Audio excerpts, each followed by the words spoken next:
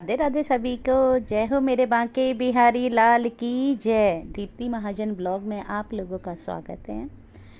क्या आपने कभी सोचा है कि बांके बिहारी मंदिर में मंगला आरती क्यों नहीं होती? सोचो भाई, क्यों नहीं होती। आज मैं आपको बताती हूँ कि मंगला आरती सिर्फ जन्माष्टमी वाले दिन होती है, साल में एक बार बिहारी जी की, और मंगला आरती नहीं होती पूरी साल में, सिर्फ एक दिन होती है। जय श्री राधे। आज मैं आपको एक छोटी सी कथा बताती हूँ। हरे कृष्णा, जय श्री राधे। जय हो मेरे गिरधर गोपाल की जय। जय हो मेरे बांके बिहारी। सच्ची घटना बताती हूँ वृंदावन की। एक भक्त था, वह ठाकुर जी की बहुत ही सेवा किया करता था। मतलब उठते बैठते जागते उसे सिर्फ ठाकुर जी के सिवा कुछ नहीं दिखता था।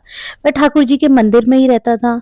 उनकी सेवा करना, गेट वहाँ का झाड़ू पोंछा लगाना, साफ करना, झूठे बर्तन हो उसको मांजना, मतलब ठाकुर जी का कोई भी, उसको ठाकुर जी का कोई भी काम होता उसको ही करता। ठाकुर जी के वस्त्र धोना, मतलब सारे ठाकुर जी से रिलेटेड। और हर वक्त ठाकुर जी रटता, मेरे बिहारी जी, मेरे कान्हा जी। ये सारी चीजें वहाँ के जो पुजारी थे वो देखते थे।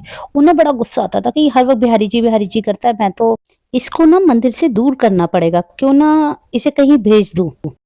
सिवा किसी का काम नहीं करूंगा, ना कुछ काम करूंगा, जो भी करूंगा मैं ठाकुर जी का काम करूंगा। उन्होंने कहा ठीक है। तो वो अगले दिन से सारी गाय लेता और गाय चराने चला जाता।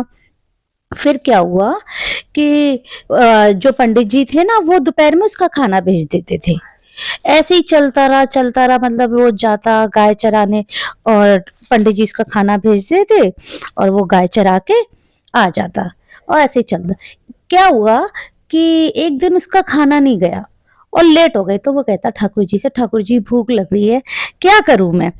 तो पीछे से आवाज आती है, आग वाला खाना खा ले। तो वो कहता है ठीक है। देखा उसने पीछे मुड़ के, तो वहां कोई नहीं दिखा उसको। पर वहां एक लाल रंग की थैली में और थाल सजा हुआ था, बहुत सुंदर, उसमें 56 प्रकार के भोग थे।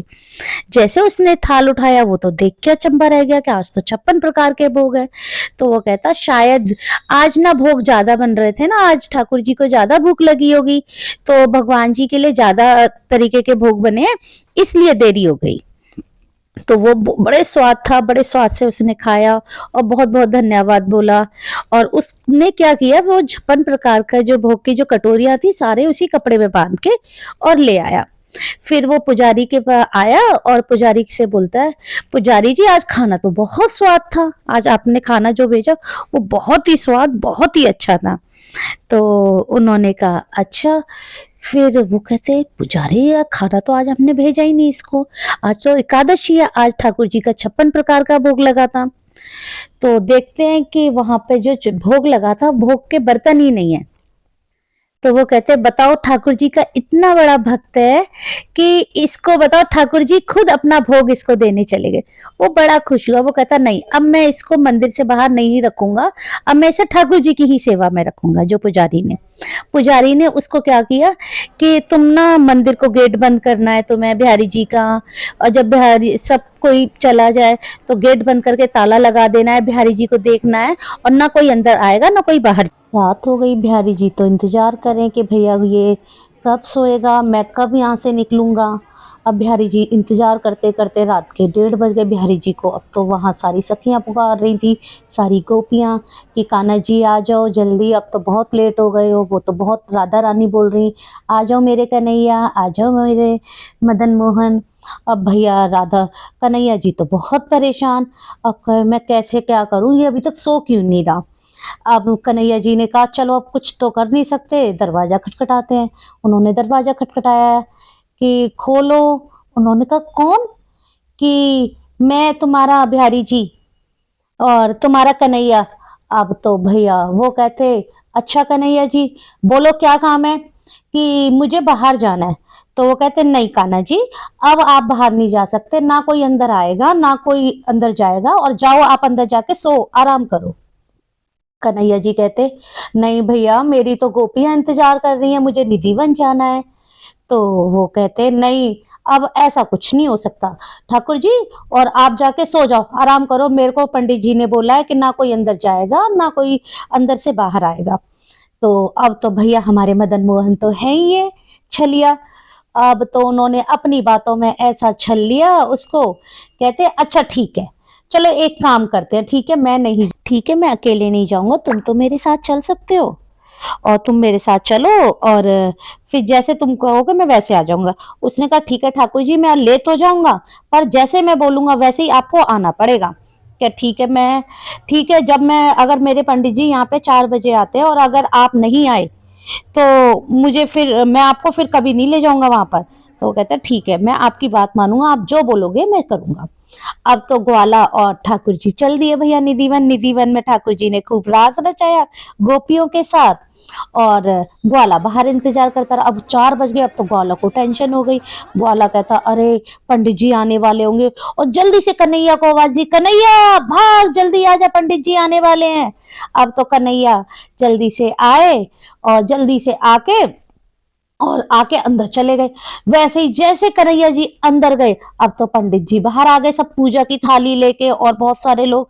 अब एकदम ग्वाला से पूछते भाई तेरी सांस कैसे फूल रही है? तो वो पंडित जी से कहते नहीं नहीं ऐसे ही, आज थोड़ा सा ना मेरी मुझे दमे की दिक्कत है, इस वजह से मेरी सांस फूल रही है। लेकिन उसने ये नहीं बताया कि हम निधिवन से दौड़े दौड़े आ रहे हैं। अब तो जल्दी से एकदम बैठा गया और ठाकुर जी अंदर। अब वो कहे कि गेट खोलो, वो कहते मैं गेट नहीं खोलूंगा।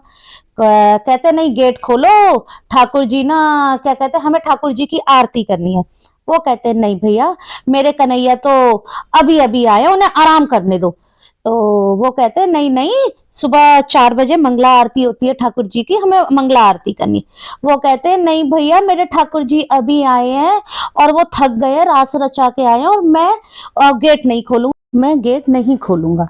लेकिन पंडित जी के भाव तो ये थे कि ठाकुर जी एक मूर्ति के रूप में, मतलब उसको ऐसा नहीं था कि ऐसे ठाकुर जी रास रचाने कैसे जा सकते, मंदिर से तो बाहर ठाकुर जी जा ही नहीं सकते। अब उसने जबरदस्ती गेट खुलवा लिया कि नहीं तुम्हें गेट खोलना पड़ेगा, और जो लोग थे उन्होंने भी कहा कि नहीं गेट खोलना पड़ेगा। ठीक है भैया, उन्होंने कहा चलो लाओ गेट ही खोल देते हैं। अब वहां देखा तो भैया ठाकुर जी तो, क्योंकि जल्दबाजी में ठाकुर जी ना अपने कपड़े उतार पाए, वो तो अच्छे से थे, क्योंकि जो सुलाने वाले कपड़े थे वो अलग थे और ठाकुर जी के रास रचाने वाले कपड़े अलग थे।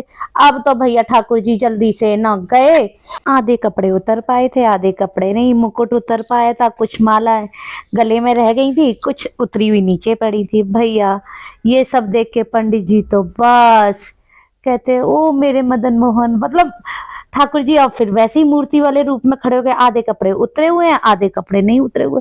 ये रूप देख के तो भैया पंडित जी ने सीधे ग्वाला के पैर पकड़ लिए कि भैया हमने से तो बहुत बड़ी गलती हो गई। अब तो सीधे सबको जल्दी से बाहर किया पंडित जी ने कि चलो चलो चलो जल्दी चलो बाहर चलो। उन्होंने मंदिर में रुकने ही नहीं दिया और ताला लगा दिया। उस दिन से ठाकुर जी की मंगला आरती नहीं होती, क्योंकि मेरे बिहारी जी रास रचा के आते हैं और मेरे कन्हैया रास रचाते हैं गोपियों के साथ, राधा रानी के साथ। हर मंदिर में मंगला आरती होती है, लेकिन और मेरे बिहारी जी आराम करते हैं। फिर सुबह के 8 साढ़े 8 बजे मंदिर खुलता है और सब लोगों को दर्शन मिलते हैं। मेरे बिहारी जी की सिर्फ साल में एक बार ही मंगला आरती होती है, सिर्फ जन्माष्टमी वाले दिन। जय हो मेरे गिरधर गोपाल की जय। बिहारी जी मेरे ऐसे हैं कि जो भक्त जिस भाव से उनको भजता है वो उसी रूप में आ जाते हैं। आप अनुभव तो करके देखिए। जय श्री राधे। जय हो मेरे गोविंद, जय हो मेरे बांके बिहारी लाल की जय, जय हो मेरे गिरधर गोपाल की जय।